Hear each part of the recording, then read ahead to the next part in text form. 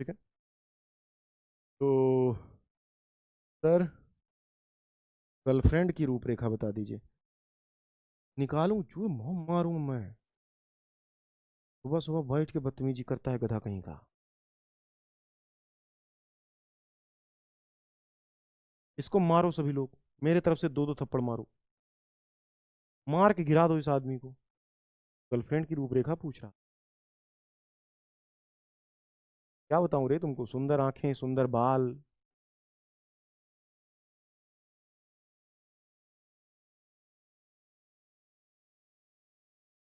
रास्ते जो चमकदार नजर आते हैं, ये रास्ते जो चमकदार नजर आते हैं, सब तेरी ओढ़नी के तार नजर आते हैं। ये है गर्लफ्रेंड की रूपरेखा। ये रास्ते जो चमकदार नजर आते हैं, सब तेरी ओढ़नी के तार नजर आते हैं। कोई पागल ही मोहब्बत से नवाजेगा मुझे, आप तो खैर समझदार नजर आते हैं।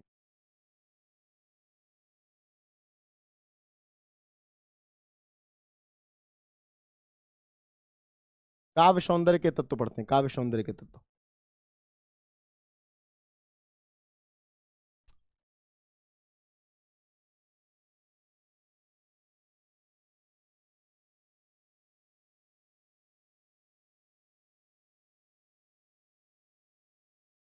चलो चलो, काव्य सौंदर्य के तत्व, रस छंद अलंकार। रस कौन कौन से पढ़ने हैं आपको?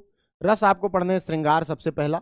रति नामक स्थायी भाव जो विभावानुभाव और संचारी भाव से पूर्ण हो रस की निष्पत्ति करता है, तो उसे श्रृंगार रस कहते हैं। श्रृंगार रस को रसों का राजा कहा जाता है। श्रृंगार रस दो प्रकार का होता है, एक संयोग श्रृंगार जिसे तुम्हारी भाषा में पैचअप कहा जाता है, एक वियोग श्रृंगार जिसे तुम्हारी भाषा में ब्रेकअप कहा जाता है। जब कोई दूर चला जाता है तो पीड़ा होती है, जब पास आता है तो खुशी मिलती है। संयोग श्रृंगार, जब श्रद्धा मनु के पास पहुंचती हैं तो मनु जंगल में बैठे हैं, कोई आदमी नहीं है, वो क्या कहते हैं, निर्जन में अकेले बैठे हैं। क्या है कि हिमगिर के उत्तुंग शिखर पर बैठ शिला की शीतल छाह, एक युवक भीगे नैनों से देख रहा है प्रलय प्रवाह। अकेला बचा है मनु, एक सुंदर सी स्त्री आ जाती है, बहुत सुंदर है, इतनी सुंदर है कि क्या कहें। तो मनु उससे पूछते हैं कि कौन हो तुम वसंत के दूत, विरस पतझड़ में अति सुकुमार, घन तिमिर में चपला की रेख, तपन में शीतल मंद बयार। अब देखो, मैं तुम्हें एक बात बताता हूँ, साहित्य का आदमी हूं। अगर तुम्हें किसी लड़की को प्रपोज करना है, पते की बात बता रहा हूं, ये दो लाइन मैसेज कर दो, इससे पता चल जाएगा उसे कि तुम उसे पसंद करते हो।